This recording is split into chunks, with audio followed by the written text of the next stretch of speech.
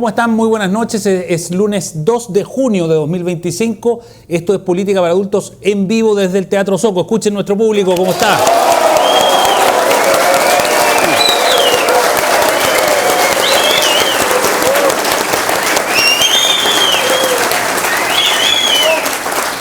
Oye, el entusiasmo es grande porque hay muchas noticias, hay muchas cosas que comentar y que conversar en el día de hoy.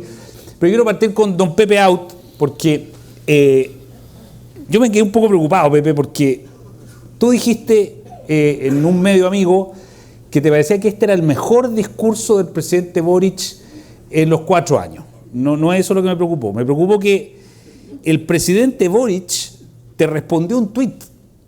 Tú tuiteaste y dijiste, la encuesta Pulso Ciudadano muestra que el aborto sin causales tiene mucho más apoyo, 44,1, que el del gobierno, 25,1, y muchísimo menos rechazo que el gobierno. Se entiende por qué le conviene al gobierno presentar el proyecto a pesar de no tener mayoría parlamentaria. Eso tuiteaste tú. Y al poquito rato, una hora después, apareció el presidente Boric y te dice, es por convicción, no por la encuesta del fin de semana. Bueno, ¿qué te parece, Pepe? No, está bien, está bien. Bueno, claro que si fuera por convicción lo habría hecho ya hace 3 años, hace 2 años, y no cerrando su gobierno. Pero mira, yo me esperaba el domingo a una ceremonia del adiós y me encontré con una ceremonia del hasta luego. Ah, mira. Porque todo lo hizo pensando en su regreso. Así, ¿eh? Evidente, es demasiado evidente.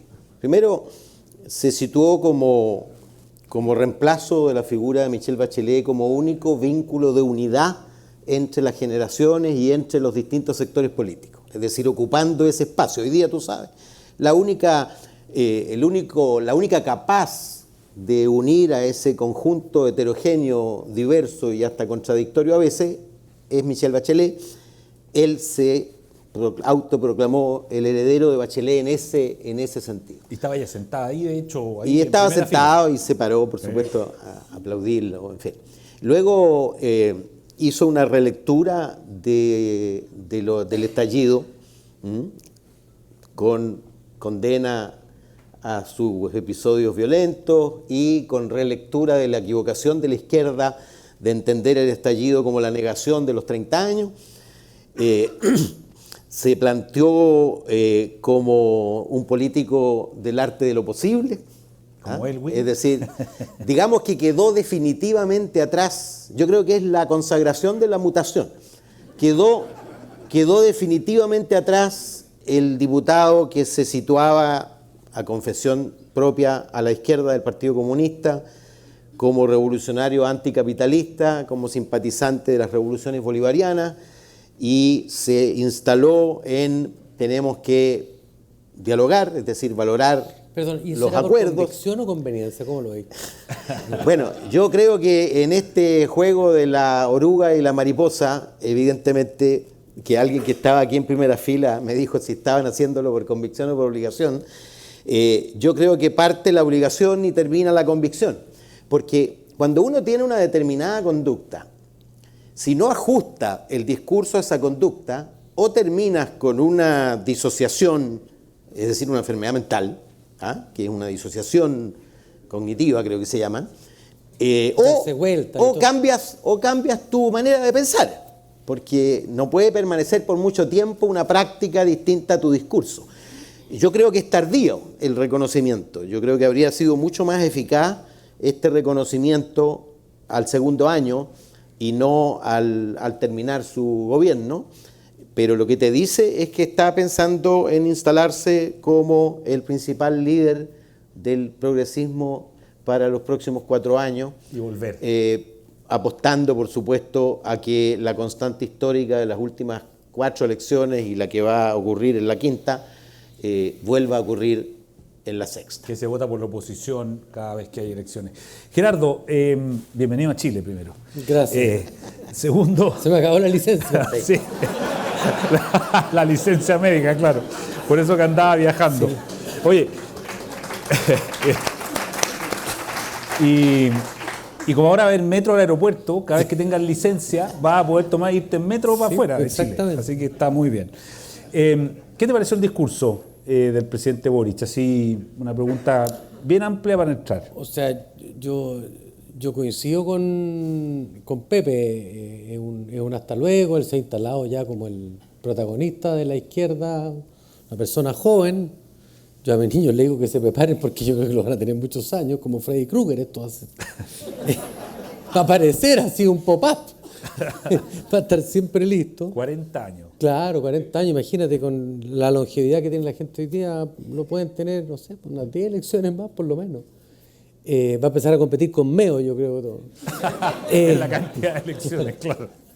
Mira, una vez le escuché a Jaime Guzmán, a propósito de una pregunta de un caballero sobre las personas tolerantes. Y me dijo, mira, hay dos tipos de personas tolerantes. Están los que respetan todas las opiniones y los que tienen todas las opiniones. Y yo creo que Boric se ha transformado en estos segundos. O sea, todo era un oxímoron ayer. Todo era, condeno la violencia, pero a los carabineros se les pasa la mano. Apoyo a los carabineros, pero en realidad tienen un problema con la justicia. O sea, tenía todas las opiniones ayer. Y todo con una verborrea que es convincente, que es muy propio de los abogados. Yo soy abogado pidonón igual que él. Los abogados pidonón son fantásticos, son capaces de alegar cualquier cosa en forma convincente. Había un abogado que en la intervención de los bancos en el año 80 alegaba y le decía, ¿creerán ustedes, excelentísimos ministros, que los bancos captan plata de los pequeños ahorrantes para prestárselo a las grandes empresas? Yo no pensaba que exactamente el negocio de los bancos, pero lo decía con una cosa que me parecía enteramente crítica. Bueno, esto era el presidente Boric ayer, diciendo unas cosas medias obvias, tomando pequeños ejemplos para transformarlo en regla general a través de la retórica. La verdad que demostró ser un maestro de la retórica y, como lo dije hoy día en mi columna, uno más de tantos políticos incompetentes en que estas tierras latinoamericanas han sido tan pródigas. Uno más y lo vamos a tener mucho rato. Así que Dios salva a la patria. Yo espero que efectivamente él... Quiero tomar, como todo buen discurso tiene activo y pasivo, yo quiero tomar, ojalá los puros activos, ser optimista y creer que efectivamente ha madurado, que aprendió en el cargo, nos costó mucha plata a todos los chilenos y mucho trabajo, pero no se ve ningún ánimo de enmendar políticas públicas que después de un periodo más o menos largo de implementación han demostrado ser malas, como la política educacional. No se vio nada ayer de ese tema. Y se mete en pelea en que claramente tenemos poco que aportar como país y menos él como protagonista, digamos, que el tema de Israel. Claro, ya vamos a entrar en eso, porque quiero que entremos precisamente en esos anuncios que son como los más específicos, pero déjame volver con Pepe. ¿Por qué dijiste que te parece que es el mejor discurso de los 4 años? Probablemente porque se estaba despidiendo. Y cuando uno se despide, naturalmente está más inspirado. No, porque, mira, primero porque todo gobierno cuando alinea sus acciones resulta convincente. No importa, el malo, bueno, son tantas las cosas que basta poner el foco en las cosas buenas que hiciste para que parezca una cuestión maciza. Y la paradoja es que las cosas que él dijo, que hizo incluso, las cosas que hizo son más populares que su gobierno, lo que es una paradoja.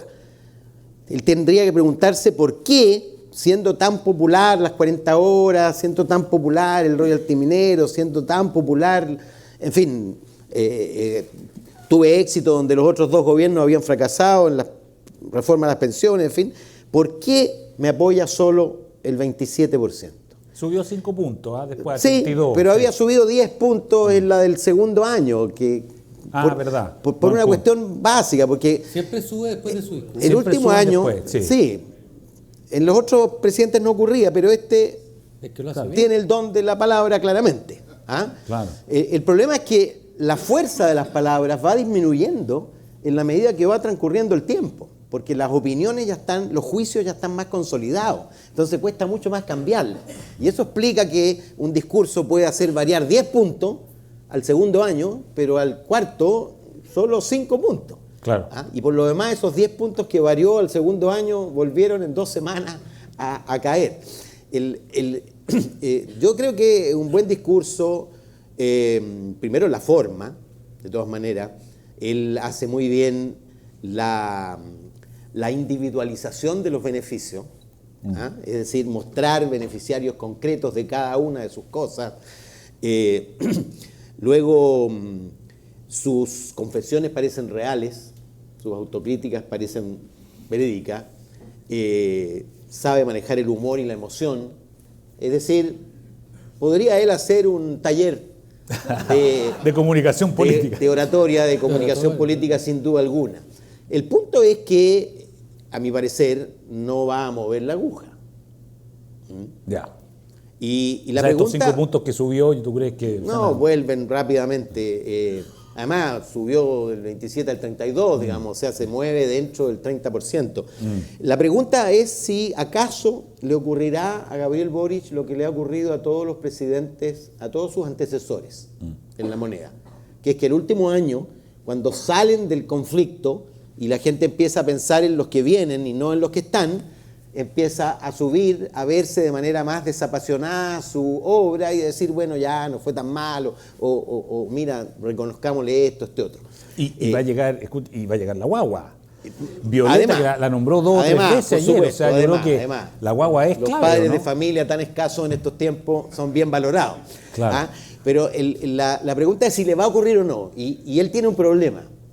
Es que va a ser muy tentador para la oposición, para los candidatos de oposición, mantenerlo a él como el punching ball, como el contendor principal y no dejarlo salir de la escena. Porque cuando un presidente tiene el doble de rechazo que de aprobación, y en la del Centro de Estudios Públicos el triple de rechazo que de aprobación, es obvio que si tú transformas la elección presidencial en un plebiscito, entre continuidad y cambio, gana el cambio. Por lo tanto, es probable que no lo dejen salir de ese rol y no tenga el privilegio que tuvieron los demás presidentes de recuperarse y de terminar arriba su mandato. Bueno. Yo pronosticaría que va a haber solo un leve alza en la medida que vaya saliendo de la escena, pero no le va a alcanzar de lejos para que la adhesión o la valoración positiva supere a la negativa, que es la condición que te prepara para eventuales regresos. Claro. Ahora, perdona, sí. Yo quiero hacer una precisión respecto del discurso, porque yo no lo encontré un buen discurso. El discurso tiene forma y fondo. En la forma, el tipo es un extraordinario orador. En el fondo, no dejó una frase que sintetice lo que él hizo o quiso decir, cuál es su mensaje. O sea, un buen discurso, no sé, el más famoso de todos, la oración de Gettysburg. El gobierno del pueblo, para el pueblo y por el pueblo, todos nos quedamos con eso y habla de la democracia. Churchill con su We shall never surrender. O sangre, sudor y lágrimas. Claro. Sangre, sudor y lágrimas, o John Kennedy, queremos ir a la luna no porque sea fácil, sino porque es difícil, o la antorcha, una generación que pasa a otra. O sea, esa frase memorable que queda imperecedera en la historia de la humanidad no está en este discurso. La ancha Alameda. Elwin con Elwin con civiles y militares, claro, Lagos con su... O sea, ¿cuál es la frase de ayer? Nos quedan temas así, pero esa frase... Probablemente la frase sea, que es una autocrítica y sobre todo una crítica incluso a su sector, es que no se gobiernan se gobierna el país como es y no como se quiere que sea. Puede ser, claro, que es como una autocrítica. Que refleja de manera muy clara su proceso, digamos. La mutación. Que por lo demás es algo que había dicho Tobá como crítica a sus contendores, pero lo toma él después de 3 años y algo de gobierno.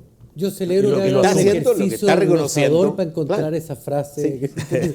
Pero no la vi en la prensa hoy día. No estaba, pero es verdad que hay como una especie de autocrítica. Si podemos salir a buscar, digamos. Oye, yo lo invito en las 47 páginas. Oye, Gerardo, si no le pedimos a Gormor que nos acompañe a hacer minería. Exactamente. Claro. Oye, vámonos a los temas concretos. Hay 3 anuncios que probablemente tú dices no salían en la prensa. En la prensa sí salió bien destacado 3 anuncios. Punta Peuco, aborto e Israel. Como 3 cosas así más o menos potentes y más controvertidas. ¿qué piensas de Punta Peuco, aborto y Israel? A ver, Punta Peuco, ahí hay un tema humanitario que Chile debiera hacerse cargo. Y alguien que ha hecho de el humanitarismo una bandera de lucha demostraría una grandeza enorme que no la ha mostrado la izquierda. Para los que no sepan, ahí creo que son 102 personas mayores de 80 años que siguen presas. De un total de 139, creo que son los que hay 140. En Punta Peuco es 140. No todos estos están en Punta Peuco. Hay 36 personas mayores de 90 años. No saben dónde están, por qué lo sancionaron, no sé, pero ahí están. Y yo creo que son más de 1000 los presos. Hay algunos que ya eran subtenientes en la época y estaban en las inmediaciones, en los lugares donde ocurrió algún hecho y están cayendo. Y hay más de 400 querellas que están pendientes. O sea, ahí hay un problema que nadie quiere ver porque a nadie le conviene, digamos. Pero hay un problema humano grave. Ahora, Punta Peuco, la pregunta es ¿qué van a hacer con esa gente? Ahora, si me dicen, no, se cierra Punta Peuco, pues los vamos a mandar para la casa y le vamos a traspasar a la familia, a lo mejor, pero yo creo que esa es una decisión, primero, que no tiene solución en corto plazo. O sea, este es un anuncio para la galería, porque no tiene dónde mandar a esa gente y qué hacer con ellos. Entonces, yo a lo de Punta Peuco, salvo que lo aplauda la izquierda más dura, no le encuentro ni un sentido, bajo ninguno de los conceptos para los cuales existe la pena en el derecho penal, se aplica.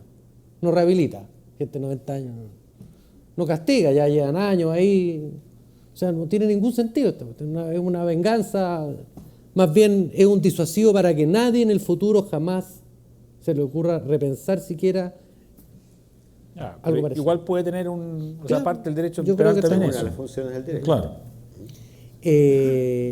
Eso, respecto al aborto,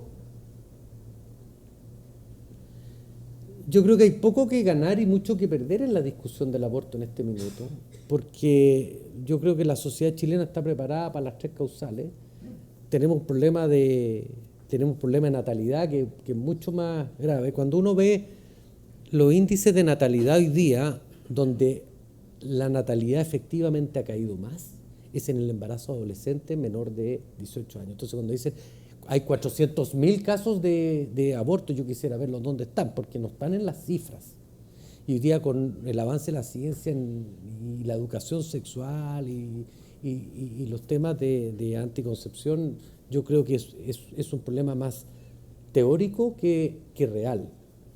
Entonces yo no creo que haya mucho dividendo político en esa discusión, salvo en la elite, en la prensa, en New York. ¿Israel? Y finalmente, Israel, yo encuentro que es una discusión en la cual Chile tiene poco que aportar, tiene mucho que perder en materia de seguridad, genera división al interior de este país porque hay una comunidad de origen palestino, una comunidad israelita, son comunidades que han aportado mucho al desarrollo de Chile y no queremos por qué obligarlo a tomar partido en esta discusión. Y cuando uno se pone principista en materia de relaciones exteriores, bueno, ¿dónde terminan? ¿Qué han dicho respecto de China con Tíbet? O Cuba, Nicaragua, Venezuela, Zelensky, o sea, está lleno de problemas. O Putin. Parecido. Y a mí lo que me pasa es que irse a meter a esa discusión.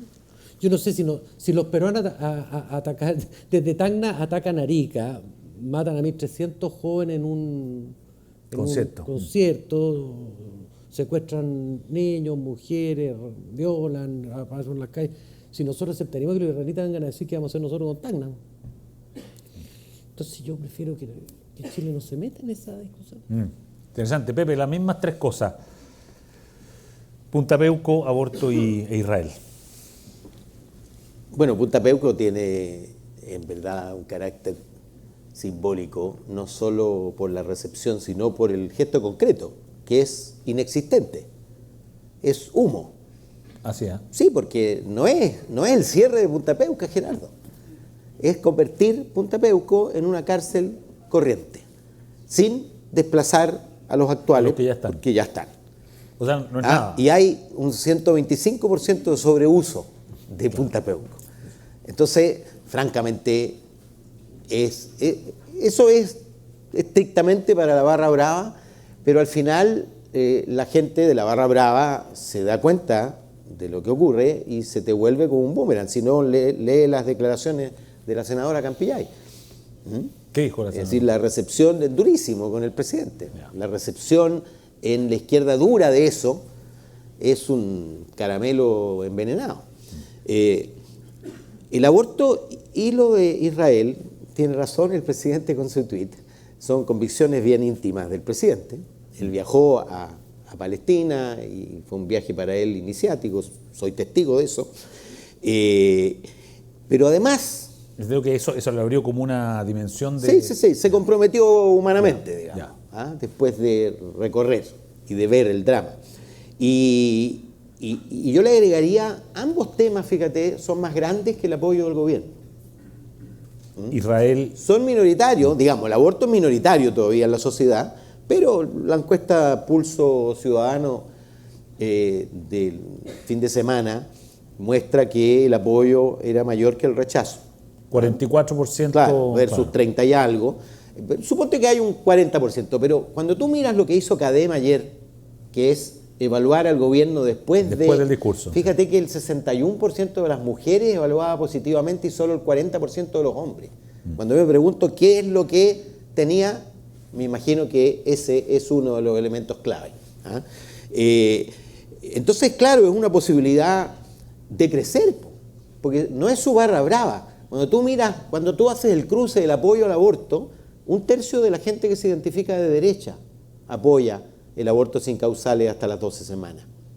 Y si estás en los zapatos del gobierno y quieres aumentar tu base de apoyo, bueno, aparte de cosas que pertenecen al otro campo político, pero de cosas que pertenecen a tu campo político, con los cuales está asociado tu campo político, una es la crítica al gobierno de Netanyahu y la otra es el aborto. O sea, son casi... ¿Pero tú crees que son vectores que pueden ser decisivos en la votación? No. Si el problema es... Fíjate que yo voy a votar por Boric porque estoy con con el tema de Palestina. Probablemente haya un componente de colonia palestina en Chile para la cual es determinante. Porque si tú viste el momento más aplaudido, y no por la barra brava, sino que transversal, dirigidos por Chaguán y demás, digamos, es decir, hay un componente de indignación por lo que ocurre hoy, más allá de la condena al terrorismo de Gaza, hay una indignación por la masacre de niños y mujeres en Gaza, sin duda. Y el presidente, que está carente de apoyos en la sociedad, por supuesto esto le sirve para ganar apoyos. Oye, Ahora, perdona, déjame responder la pregunta, porque yo creo que a la hora de votar son cosas secundarias. Y ese es el problema. Yo creo que son temas movilizadores, pero no decisivos en la votación. Absolutamente, y esa es la razón por la que, a pesar de que le gusten las 40 horas a la mayoría, a pesar de que haya beneficios con la reforma de pensiones, a pesar de que le guste que los padres paguen las deudas impagas, en fin, seguridad, control de inmigración y crecimiento y empleo, si eso no anda bien, no vas a votar por ello. Bueno, buen punto. Esos son, dijimos, los 3 anuncios, y tú acabas de enumerar las 3 ausencias, porque hubo muy poco de seguridad y delincuencia, hubo muy poco de migración, una pasadita así apenas, y muy poco de crecimiento económico y economía, como salió de hecho a quejarse. Le robaron la máquina del discurso. Claro, en alguna parte se quedó, digamos. ¿Tú estás de acuerdo con eso, no? Que fueron carencias. Sí. Y el crecimiento económico, no hay una palabra para los empresarios, para el emprendimiento, para el riesgo, para los impuestos, para la permisología, muy poco. Claro.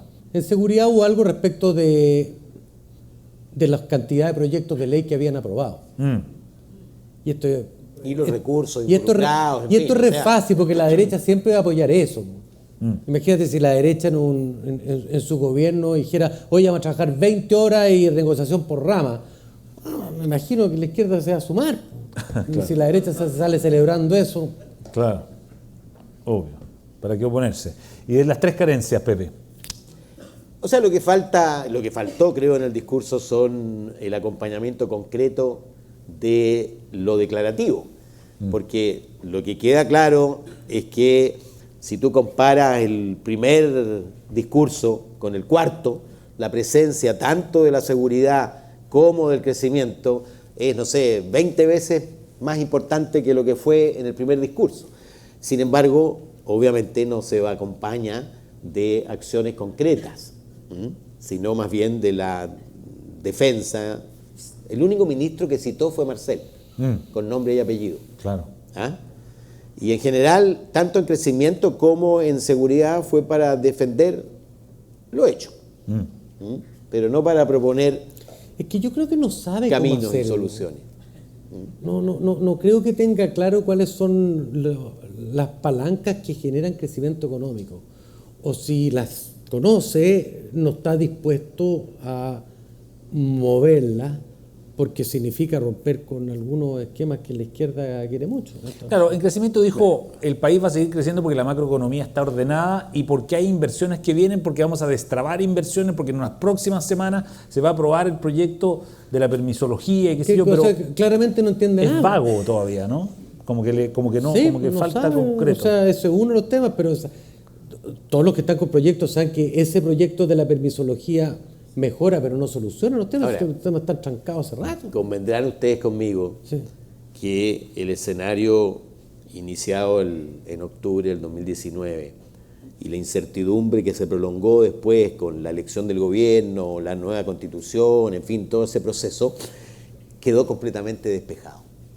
Y si hoy día hay indicios de que, bueno, las cifras de hoy lo muestran, indicios de que hay una lenta recuperación, es, yo creo, una combinación, primero, de que hay un reconocimiento de que las ínfulas refundacionales desaparecieron, y segundo, hay ánimo de que va a venir otro gobierno. Y esas dos cosas, naturalmente, empiezan a Eso está moviendo la bolsa mover hacia arriba. la Pero aguja. mira, tú para crecer necesitas inversión. Los chilenos eran extremadamente patriotas en cuanto a su sobreexposición a invertir en Chile. Eso cambió en octubre. Y cuando tú vas afuera y te das cuenta de las rentabilidades que tienes afuera, de la bienvenida que le dan los capitales, te sentís como, esa plata no va a volver. Después, el otro ahorro externo, que te presten plata o que inviertan acá. ¿Quiénes están invirtiendo acá? Solo en minería, porque la minería no se puede mover, pero en todo lo demás están invirtiendo en otras partes. Y la bolsa norteamericana no está premiando la inversión en mercado emergente. Porque cuando los premia los stock options y todos los gallos se vienen para acá. Eso no está. Y lo que estamos viendo es inversionistas extranjeros saliendo. Claro. Entonces uno me dice, bueno, ¿de dónde va a venir esta inversión? O sea, Chile tiene que hacerse mucho más atractivo porque hoy día tiene tasas de impuestos caras. Chile nunca ha crecido más que cuando el impuesto de primera categoría era cero. De hecho, nunca se ha envejecido más el parque automotriz que cuando fue cero, porque había food 100%.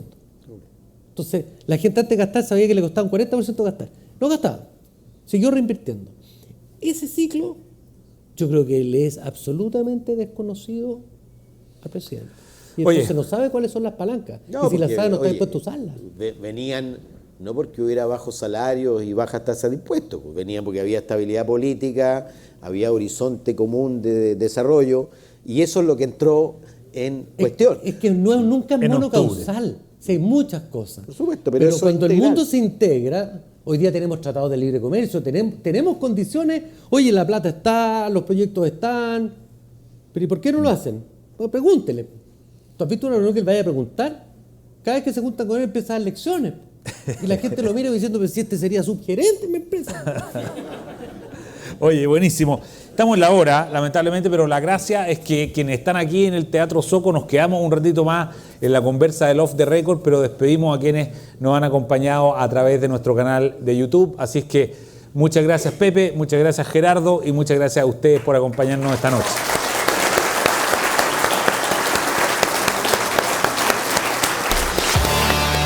El Líbero, la realidad como no la habías visto. Haz que estos contenidos lleguen más lejos haciéndote miembro de la Red Líbero.